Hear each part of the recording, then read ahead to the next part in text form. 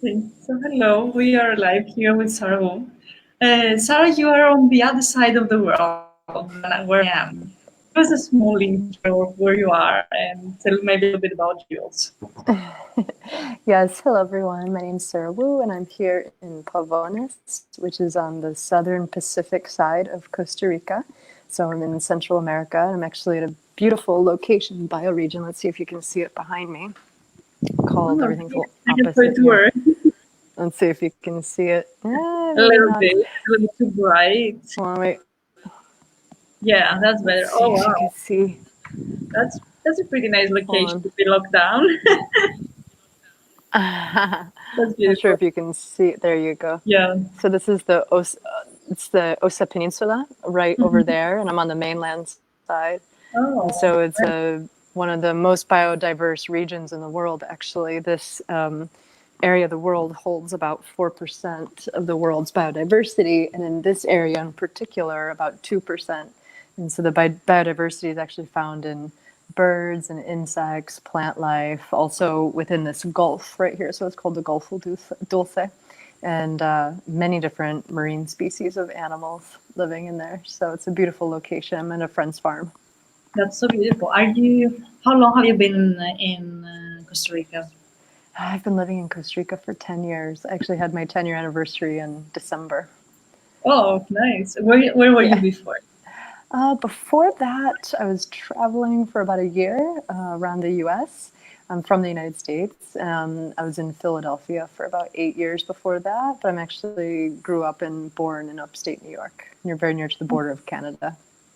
So how is the jump from New York, which is like a concrete jungle, to a real jungle? Yeah, I mean, I first came to Costa Rica in 2001 when I was in university. I was studying tropical ecology. So I came down here and I had many different kinds of awakenings, although many of the seeds for awakening started quite young.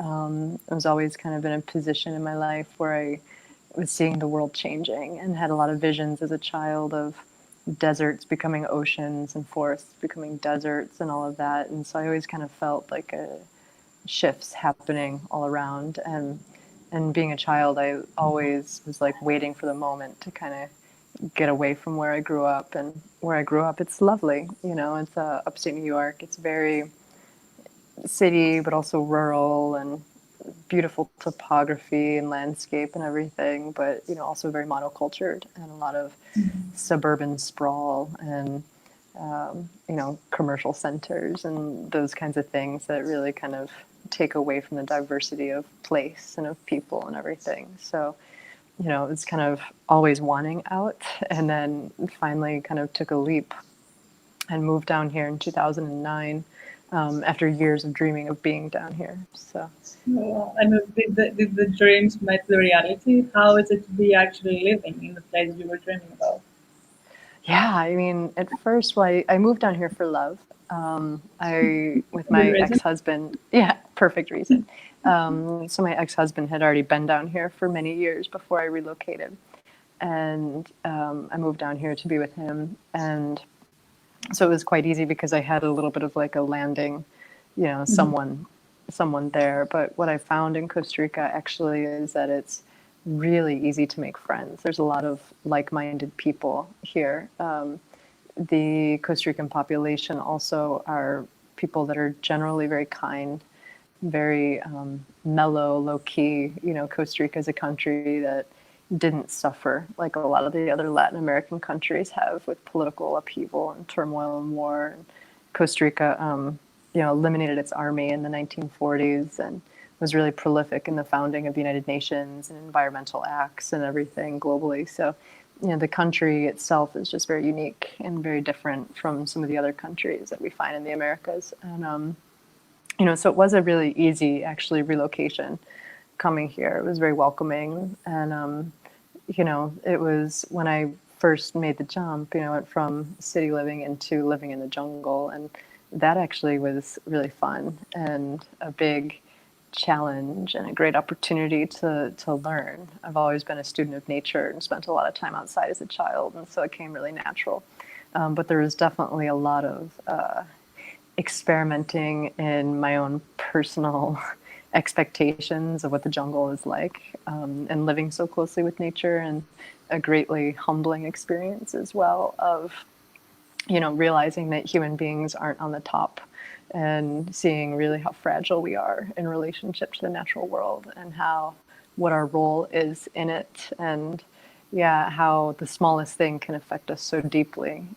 So, it still is like a beautiful learning experience every time I step foot, beyond like the construct of the human world of like our own doorways and everything. And we live very open air as well in Costa Rica. And so the animals are in and out, and the bugs and wildlife and fungi and all that kind of stuff. And so it's, constantly a lesson in humility down here, which I love so much. It takes us from putting human beings at the top and integrating us back into the web of life in a more balanced way, I feel. That's beautiful. Yeah, because we tend to forget that there are other species on this planet when we are all seeing only humans around us, as it Yeah. happens in the cities. Yeah. So more practically, like when you move, did you start working? What did you do? Because I can imagine it was a quite of a different variety of choices of what can you do as a profession in the two Right. places. Yeah, I mean, when I was living in the US, I was working in the organic food industry.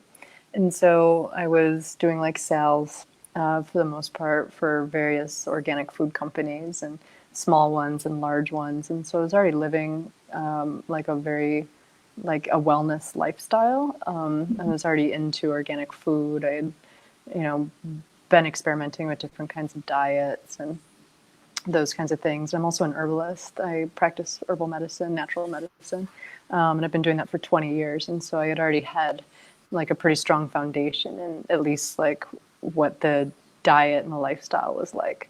When I transitioned down here, I came to work at a retreat center called Punta Mona, which is in the Southern Caribbean. Before, for many years, like in my teenage years and into my early and mid 20s, I was working in, restaurant industry and everything. So I had a lot of hospitality experience. And when I came to work in the retreat center, it's similar that way, doing a lot of hospitality, making sure people are comfortable, all that.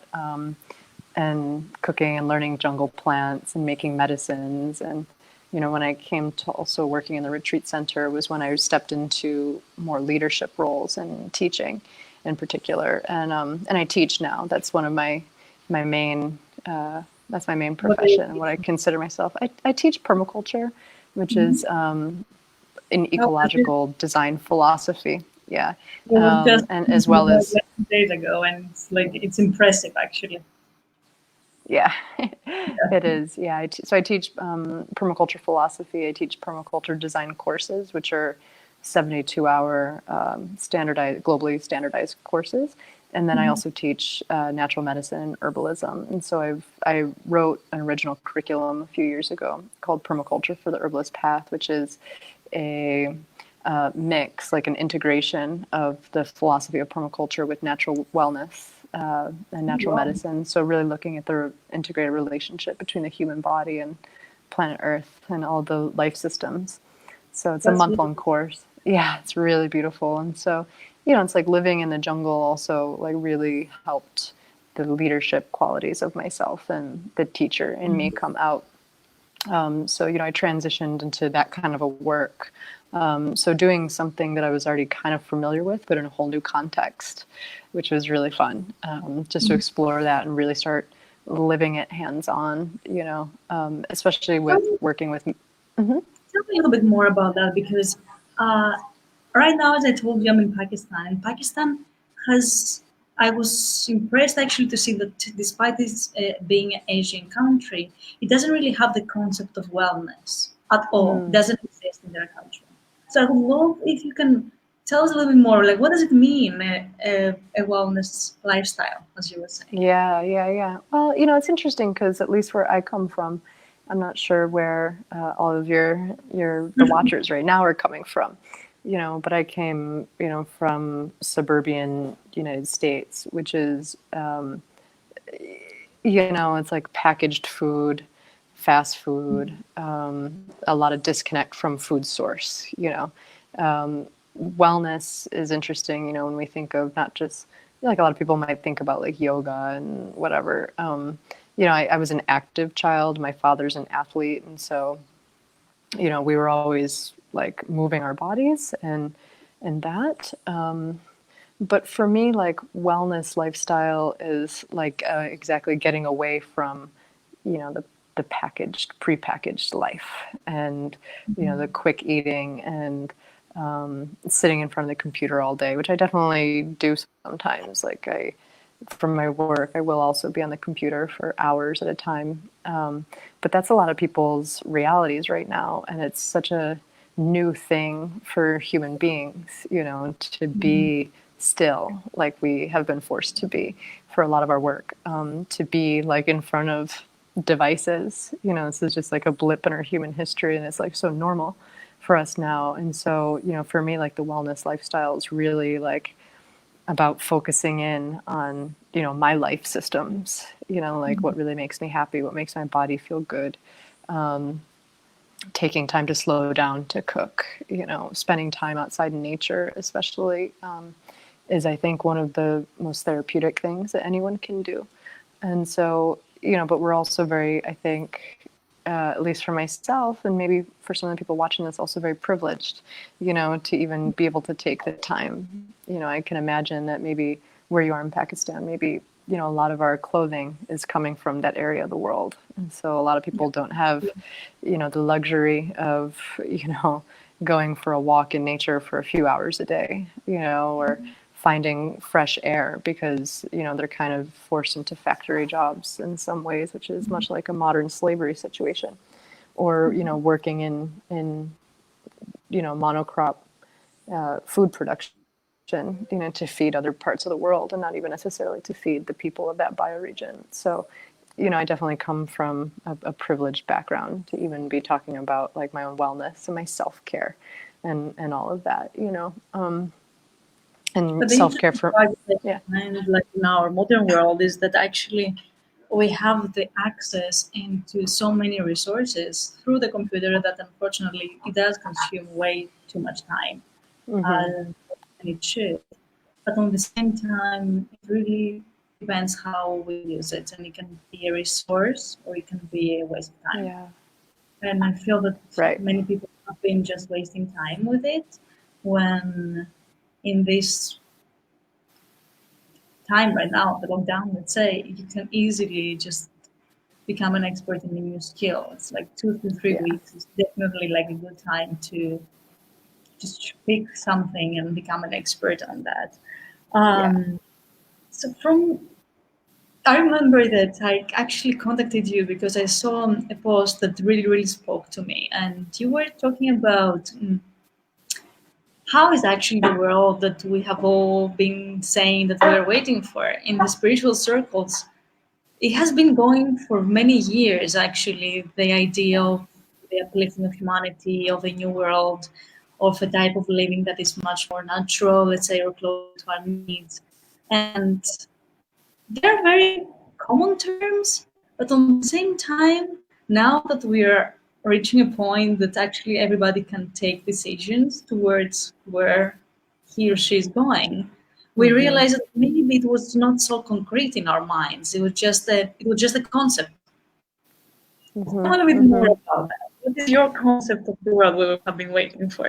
Yeah, I mean, you know, the way I've been living and trying to show people an alternative lifestyle, you know, I've been living in a community, I've been living in a, you know, a gardening, botanical garden and farming community. I've been living with people who are, you know, sit in community circle, people who cook together, people who learn different processes of communication, people who are practicing ritual and ceremony in various ways. And that to me is very essential to who human beings are and who we have been, you know. And you know, the in and who knows why everything kind of happened the way it did. I think many people think of different reasons, you know, like maybe the plants pushed us into certain situations, maybe it was cosmic positioning. I don't know.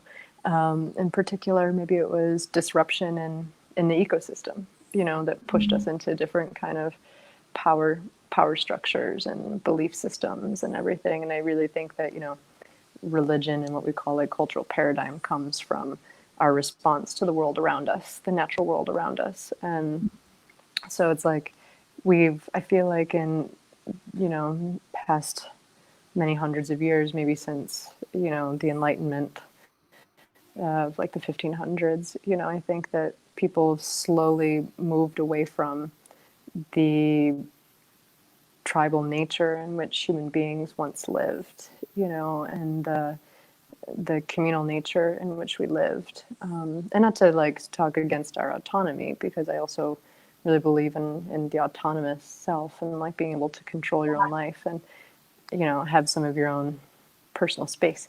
But, I think that like we've been kind of pushed away from that and pushed into these like singular lives where we're very disconnected from each other.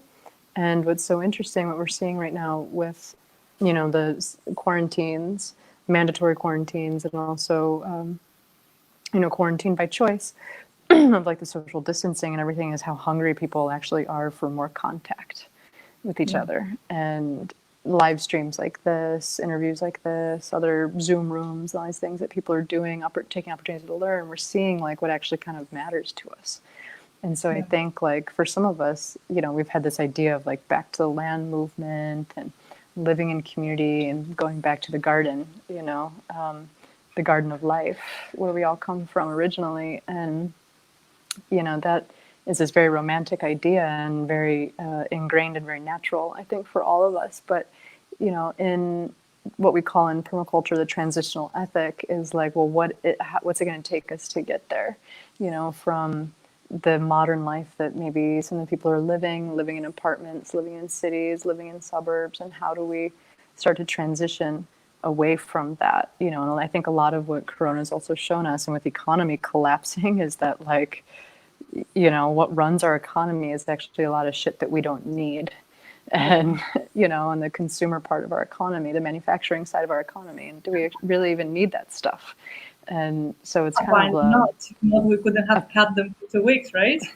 apparently not. Yeah. And so, I think it's like really, this is a beautiful time to kind of reevaluate, your needs and your wants, and imagine like what your life would be like in your ultimate state of happiness and what really matters, and does it in the end matter, how many pairs of shoes you have or how many, social media posts, likes you get, and all of that. Does it really matter, or does it really matter is like being close to the people you love and like doing, creating from your heart and like working in with your hands or working with your mind or like whatever it is. I think that this is an opportunity for us to reset ourselves.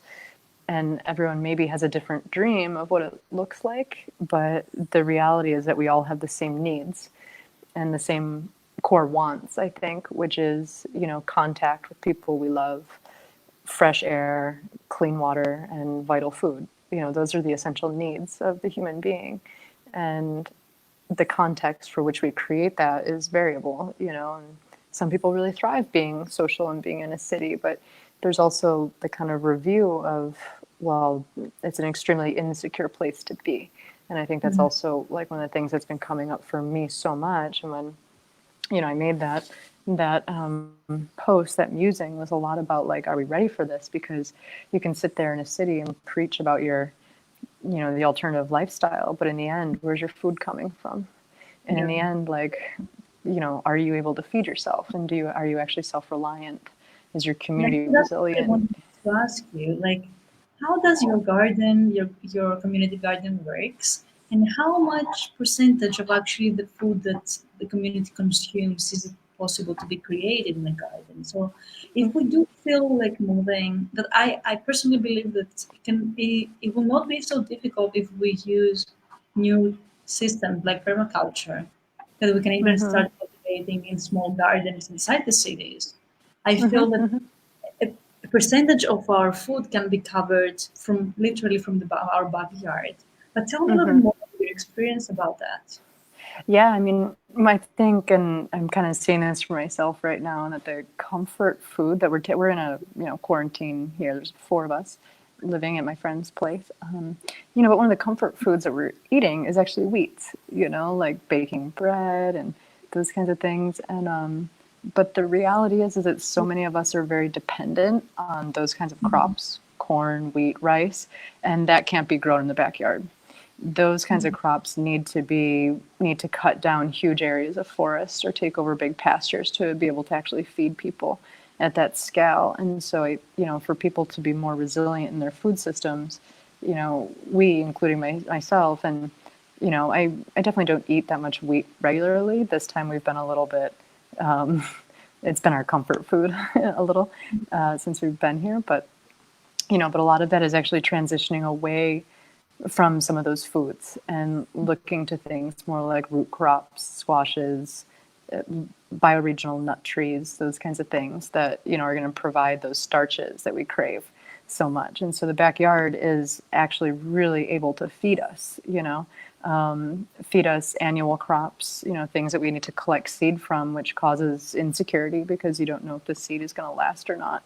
And so from the permaculture philosophy, we're really focused on trees and food forests and fruit trees and nut trees and transitioning into those kinds of crops because trees can feed multi-generations where the cornfield or the tomato plant feeds you for a summer.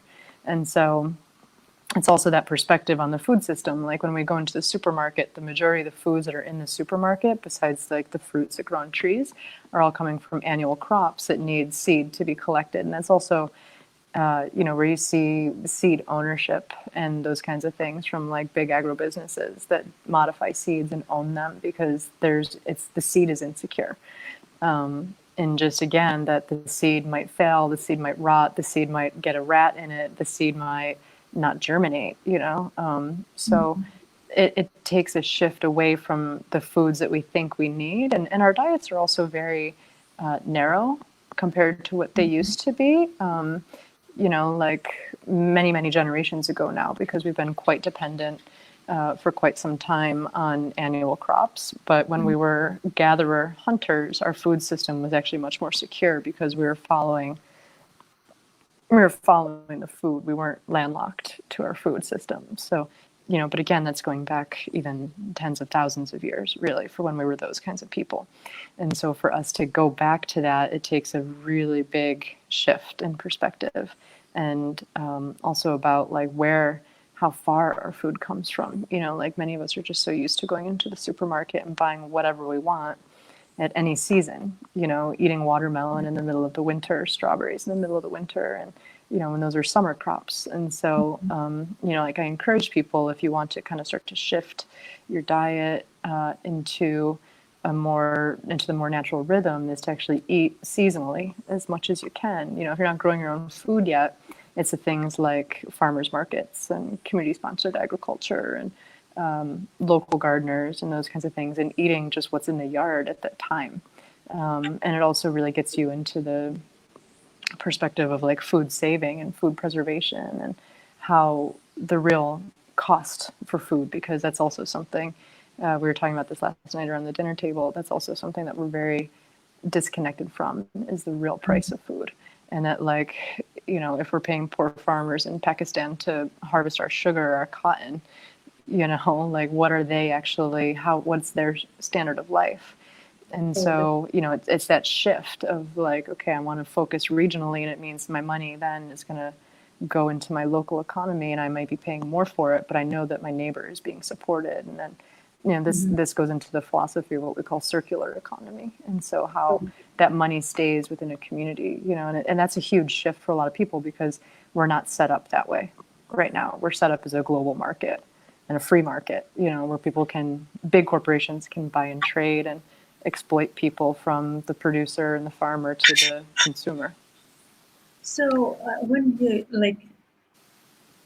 if somebody wants to start learning about permaculture, for example, and I got introduced to permaculture from the courses of Geoff Newton, probably you know him. Mm-hmm. And Yes. And it was extremely inspiring, the project that they have done in Jordan, that is practically a desert, that they transform it into Yeah. a garden. And I was like, that's amazing, because that means that there is really no excuse that they cannot be planted because the soil is not good or because we don't have water. Like, Yeah. if there is a hostile place on earth, this is like Dead Sea, for Yeah. sure. But I'm wondering, somebody going from zero, from have never worked in the land, how long do you think it would take for him to start understanding how the system of permaculture works? Because I realized there's a big design part behind. It's actually you have to start understanding the system of the ecosystem, how the ecosystem works, in order Yeah. to recreate it, not just apply rules, which for me makes it fascinating, Yeah. actually. Yeah.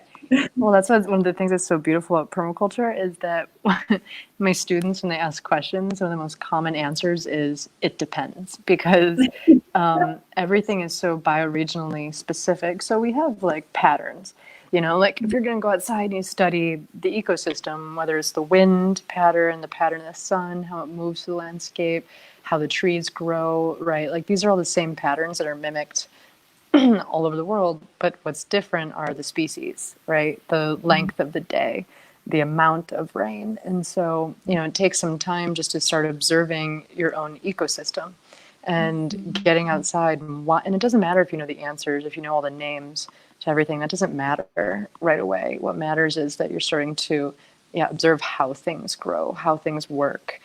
How does the wind travel through? How does the rain travel through? How are the humans moving through the system? How do the animals move through the system? And so, for people who are wanting to get started, we have some core philosophies and permaculture principles that apply from, human wellness into soil health, into animal patterns, into social dynamics, into business. I mean, the principles of permaculture are really vast, and the philosophy of it. And so and there's actually a lot of free courses right now. There's one that I'm a part of called through the Women's Permaculture Guild, which is, I think, just womenspermacultureguild.org. Maybe you can just search Women's Permaculture Guild, but she's putting out a lot of free content right now that's all female teachers. So you don't have to be a female or a male. It doesn't matter who you are to take or watch the course, but it's just all female teachers from around the globe. And and so there's, and then in like various cities and bioregions, you can also look up like permaculture and wherever you are, permaculture Pakistan, and you'll find something, because we're a community that's very globalized and also decentralized, which is really beautiful. We don't have like main ruling bodies. So, by learning the philosophies and also, again, just going outside and observing, it's like get outside as much as you can, like read about these philosophies and then go to your park, walk down your street. And it's not just the plants, it's the fungi, it's the people, it's the animals, it's the energy systems, it's all these different things that make up an ecosystem. And so permaculture is also about like the big picture pattern thinking of the whole system and how it interacts with each other. And so, it's easy to start, and try not to get too heady about it, because it is a philosophy and we could sit here and philosophize about permaculture and everything. But the most beautiful part about it is that it's also very practical, and that it really focuses in on what is appropriate for the different bioregion, and saying that there's no one answer to anything. The one answer maybe is to reduce waste as much as we can, the fossil fuel waste. But otherwise, like the answers are variable per bioregion because of cultural nuances, because of seasons, because of availability or access, because of political situations. And so all of those need to be taken into consideration to see how the whole system's working. So again, there isn't like one strong answer besides like go out and be in nature and observe. And the first principle in permaculture is actually observe and interact. And then we add to that and document. And so share what you see, share what you're learning, because it's also how we decentralize and we keep knowledge available for everybody.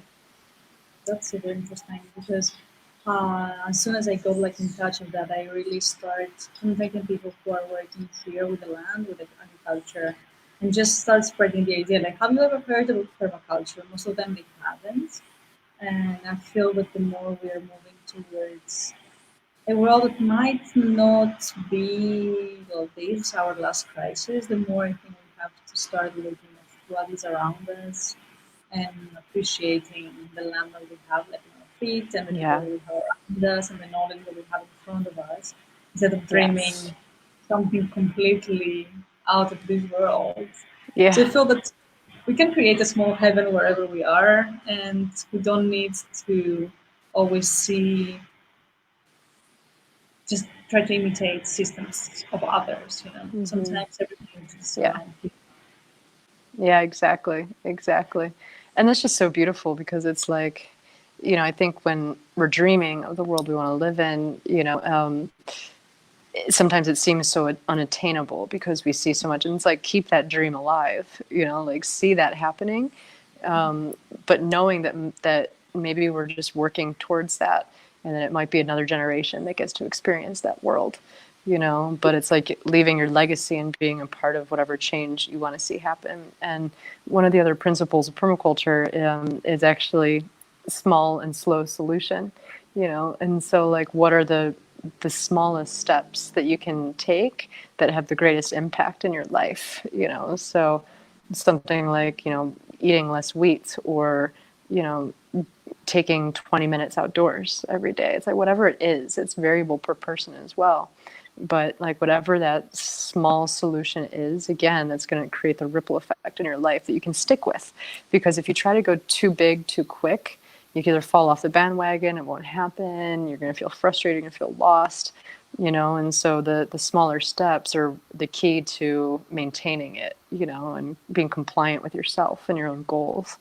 And then you see Oh, yourself accomplish that, and then you can like put something else small into place that you mm. then accomplish again, versus like the huge goal that you're like, it's too big, it's I can't do it or I'm going to fail.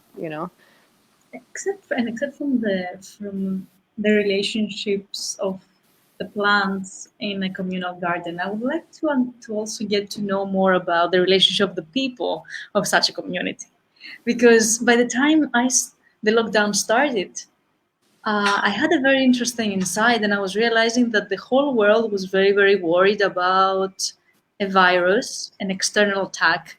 And actually, I was very worried about the internal attacks. I saw that Mm. we have viruses that is like lack of communication or depression, that they exist in Mm-hmm. almost in every single house, not let alone every single country. And we don't consider them as attacks, we just consider them as normal. But Yeah. I would love that this new world that we're imagining doesn't have this as a normal. Mm-hmm.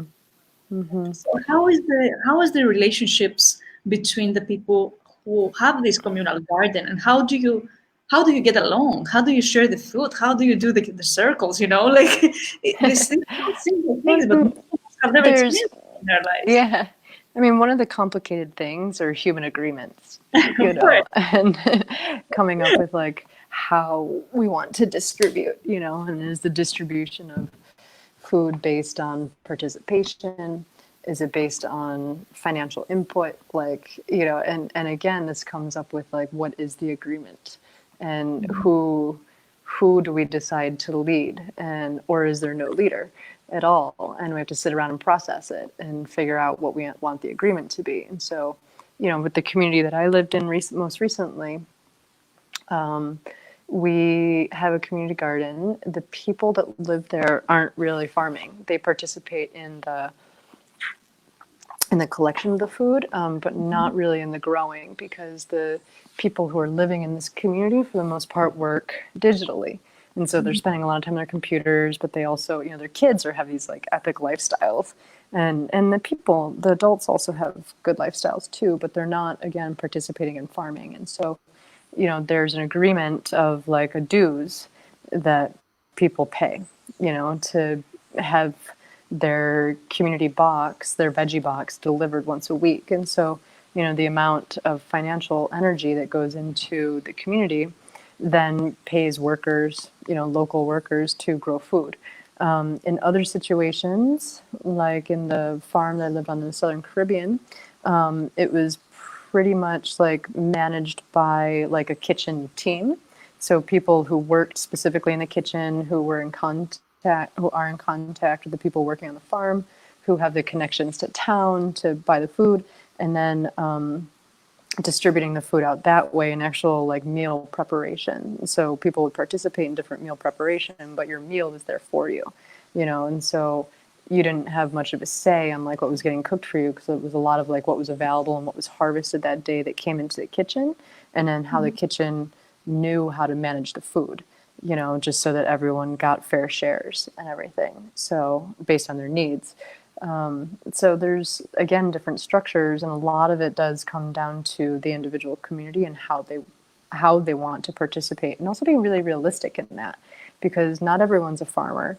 We all fill different roles, like I'm personally not a farmer either. Like I'm a really good processor, I'm a good cook, I'm a medicine maker, I hold a lot of knowledge of the plants, but I'm not out there like working the soil every day. Like that's not the role that I fill. And that's okay.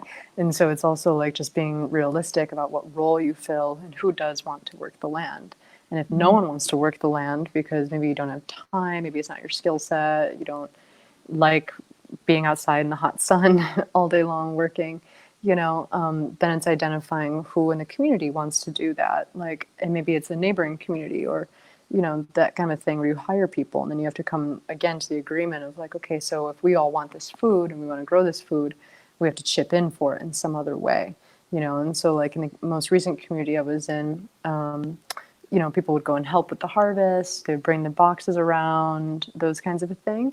But the compost maintenance, the seeding, the working of the gardens themselves is local employees, providing jobs to another neighboring community.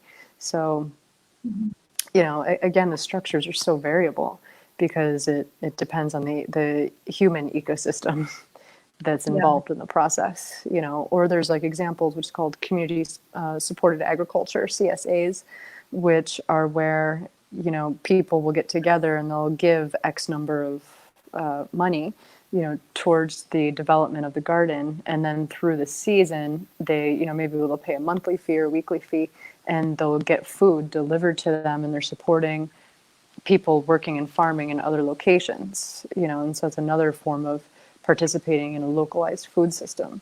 And then there's some things like where people have like fruit trees maybe, and you'll just put boxes out on the end of your road for the excess, for the yield, and just say, come take it. Whoever wants this can take it.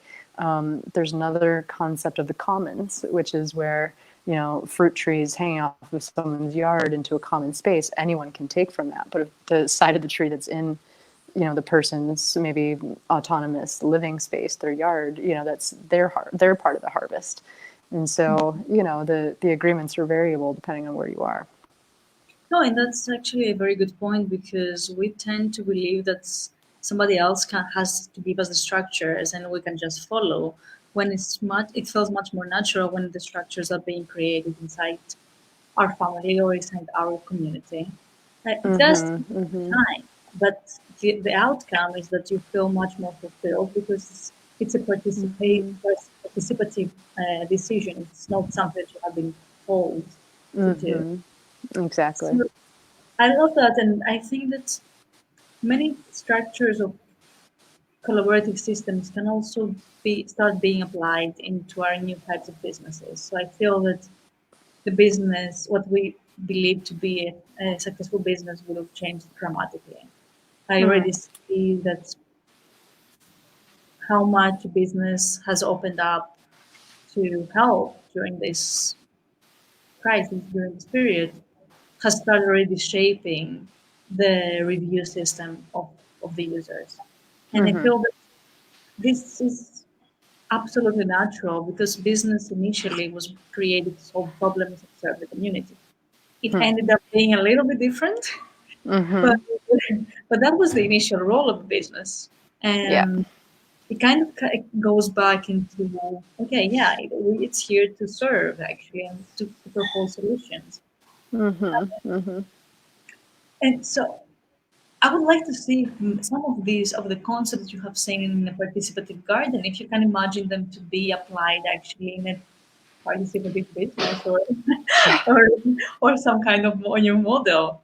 Yeah. Well, we see some of those already existing, like cooperative businesses. You see them a lot with like food stores, set up like cooperatives where the people who are shopping there are participating in the experience, whether they're like working, they're putting money towards the store, to fund the people working there. It's almost like a membership, and then so I think that some of them are existing already, and then there's also like farming cooperatives. I see other kind of business things like I don't know if you're familiar with like something like Etsy, which is like an online retailer for small business. So it gives like a platform for people who create clothing or jewelry or household goods or whatever. Etsy, it's called ETSY. And there's people from all over the globe participating in that. So you get a chance to like, instead of going to a big box store or buying something on Amazon, you get to like go and buy something from someone who is producing things with their own hands in their home workshop, and so I think that there are models for it that are already existing, but they're just not the complete normal yet, because a lot of the multinational companies, have really worked hard to take over small businesses, and to maximize profit for a few people in exploitation of many people. And so I think a part of our transition also is shifting, from those kinds of businesses as much as we can, into smaller localized or just smaller producers in general, and going directly to the producers versus, going to big stores and big distributors and everything like that, which dilutes, where the money goes. Absolutely. I think one big shift that I see happening is that we are really checking behind who is saying what and who is doing what and for what reason. Yeah. I think that will automatically make us really start understanding where do we want to buy from, why do we want to buy from there. Yeah. So thank you so Yeah. much. I would love to know where people can reach you and where they can reach your permaculture courses, because I'm creating a small. I would like to find an interesting permaculture course and actually translate it to Urdu, which is the local language.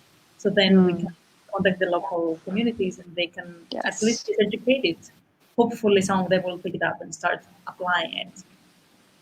So please send Beautiful. me your course and your details. I will post them in the group. And it was a For pleasure. sure. Yeah. So the school that I operate is called Ecology Academy, ecologyacademy.com. Villagewitch.org is my website. If you're tuning in from Facebook, it'd be Village Witch, Medicines from the Edge. And on Instagram, it is _village.witch_. So let me just check if it's correct. So, is this correct? Ecology Yep. Academy.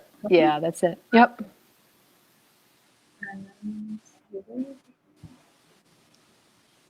So, and your villagewitch.com, right? .org. O-R-G. Yeah. I would love to hear of why the name before we go. Well, part of my spiritual practice is in modern paganism and modern witchcraft, which is really about decentralization of religion back into Mother Earth. And really, the village witch was the person working in the healing arts. It was the person who served as the bridge between the natural world and the human world. So that's kind of the foundation of that. Yeah. That's beautiful, and thank you for this a very interesting closing. I do believe that people can read this book and You're welcome. practice. Thank you so much. I will be keen Thank to you. get to know more, maybe in a future conversation. Yeah, I hope so. You take care, and thank you everybody for watching and for supporting. Have a good night. Thank you. You too. Bye bye.